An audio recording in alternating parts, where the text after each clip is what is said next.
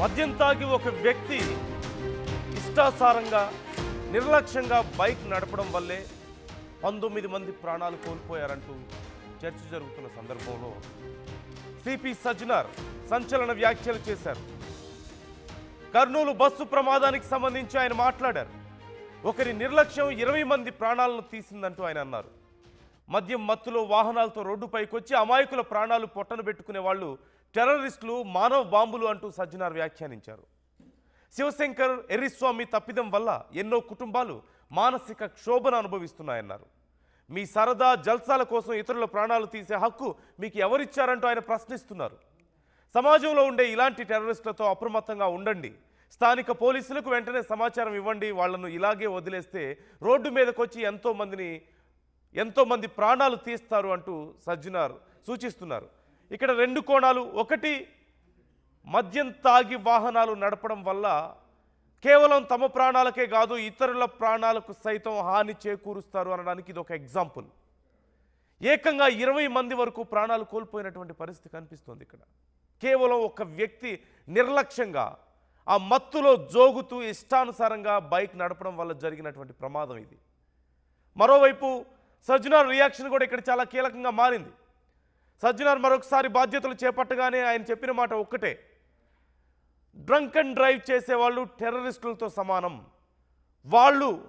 వాళ్ళ ప్రాణాలే కాదు ఇతర ప్రాణాలు కూడా తీస్తారు. వాళ్ళు ఒక టెర్రరిస్ట్ ఎలాగైతే ఇతరుల ప్రాణాలకు ముప్పో, అలాగే డ్రింక్ చేసి డ్రైవ్ చేసే వాళ్ళందరూ కూడా వాళ్ళ ప్రాణాలు తీయడంతో పాటు ఇతరుల ప్రాణాలు తీయడం, ఎన్నో కుటుంబాలను రోడ్డును పడేస్తారు. వాళ్ళు టెర్రరిస్టులకు ఏమాత్రం తక్కువ కాదు, జాగ్రత్తగా ఉండండి, అలాంటి వాళ్ళ విషయాల్లో కఠిన చర్యలు ఉండబోతున్నాయంటూ ఆయన హెచ్చరికలు జారీ చేశారు. ఇప్పుడు మరొకసారి ఆయన అలాంటి వ్యాఖ్యలు చేస్తున్నారు. అండ్ డ్రంక్ అండ్ డ్రైవ్ విషయంలో ముందు కఠిన చర్యలు ఉండబోతున్నాయనడానికి ఇది ఒక సంకేతంగా ఉంటుంది. ఎన్ని చర్యలు తీసుకున్నప్పటికీ హైదరాబాద్ లాంటి మహానగరాల్లో డ్రంక్ అండ్ డ్రైవ్ కేసుల సంఖ్య రోజు రోజుకి పెరుగుతూనే ఉంది. డ్రింక్ చేసి డ్రైవ్ చేస్తున్న వాళ్ళ సంఖ్య అలాగే కొనసాగుతోంది. నిర్లక్ష్యంగా ఇతరుల ప్రాణాలు తీస్తున్న వాళ్ళ సంఖ్య అలాగే కొనసాగుతోంది. ఇప్పుడు దానికి మరొక ఎగ్జాంపుల్ మనం చూస్తున్నాం. ఒక భయంకరమైనటువంటి ఉదాహరణ ఇది. నిజం చెప్పాలంటే 20 మంది ప్రాణాలు గాల్లో కలిసిపోయాయి ఒక వ్యక్తి తాగి బండి నడపడం వల్ల.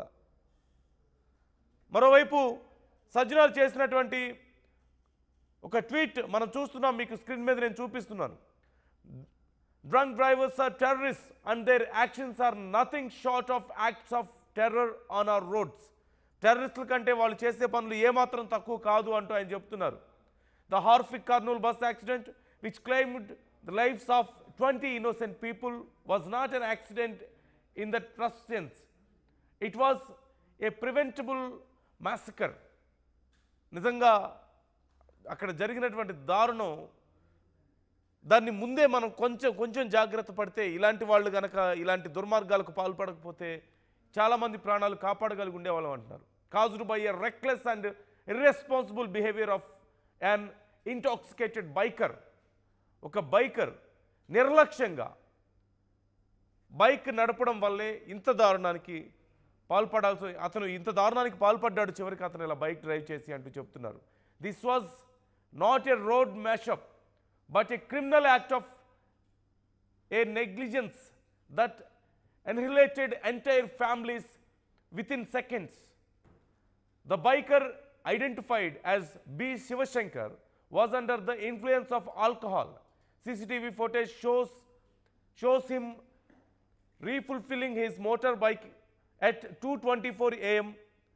minutes before he lost control and caused the devastating collision at 2:39 a.m. His decision to drive drunk turned a moment of arrogance into a tragedy of unimaginable scale. I stand firmly by my statement that drunk drivers are terrorists in every sense. They destroy lives, families, and future. Such acts will never be tolerated. Antu I am cheptunnaru. And in Hyderabad, we are adopting a zero tolerance stance against drunk drivers. Every single person caught driving under the influence will face the full force of law అంటూ ఆయన క్లియర్గా చెప్తున్నారు. ఇంతకుముందు నేను చెప్పినట్లుగా ఇది కేవలం ఒక స్టేట్మెంట్గా మనం చూడలేం. It is going to be a perfect act, a strong act. ఖచ్చితంగా డ్రంక్ అండ్ డ్రైవ్ విషయంలో ముందు ముందు పోలీసుల వైఖరి ఏ విధంగా ఉండబోతోంది, ప్రభుత్వం ఎలా వ్యవహరించబోతోంది అనడానికి ఈ ట్వీట్ మరొక వార్నింగ్గా మనం చెప్పుకోవచ్చు. ఖచ్చితంగా డ్రింక్ చేసి డ్రైవ్ చేసే వాళ్ళ విషయంలో చాలా హార్ష్గా ఉండబోతున్నారు పోలీసులు. జాగ్రత్తగా ఉండండి. డ్రంక్ అండ్ డ్రైవ్ చేసేవాళ్ళు, మందు తాగి డ్రైవ్ చేసేవాళ్ళు ఎవరైనా సరే జాగ్రత్తగా ఉండండి. ఇంతకు ముందులాగా ఏదో దొరుకుతాం, ఎవరో ఒకరితో ఫోన్లు చేపిస్తాం, లేకపోతే ఎవరో ఒకళ్ళకి ఎంతో కొంత ముట్ట చెబుదాం, లేకపోతే కొంత ఫైన్ కట్టేస్తాం, మహా అయితే కోర్టుకు వెళ్తాం, కొంచెం ఫైన్ కట్టేసి వచ్చేస్తాం. ఇవన్నీ కుదరవు. ఇక ముందు ముందు మీ తాట తీస్తారు పోలీసులు. ఒళ్ళు దగ్గర పెట్టుకొని ఉండండి డ్రింక్ చేసి డ్రైవ్ చేసేవాళ్ళు. ఒకప్పుడులాగా లేదు పరిస్థితి, ఇప్పుడు పరిస్థితులు మారబోతున్నాయి. టెర్రరిస్టులతో సమానంగా మిమ్మల్ని చూడబోతున్నారు.